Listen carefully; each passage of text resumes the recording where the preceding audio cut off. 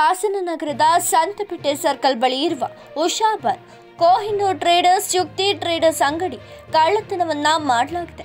ಸುಮಾರು 40,000 ನಗದು ಇಲಾಖೆ ಸೇರಿದಂತೆ ದಿನಸಿ ಪದಾರ್ಥಗಳನ್ನು ಕಳ್ಳತನ ಮಾಡಲಾಗಿದ್ದು, ಕಳ್ಳ ಚಾಣಾಕ್ಷನಾಗಿದ್ದು ಅಂಗಡಿಯ ಬಾಗಿಲ ಬೀಗದ ಬಳಿ ಮಾಲಗಿ ಬೀಗ ಮುರಿದು ನಂತರ ಒಳಗೆ ನುಗ್ಗಿದ್ದಾನೆ.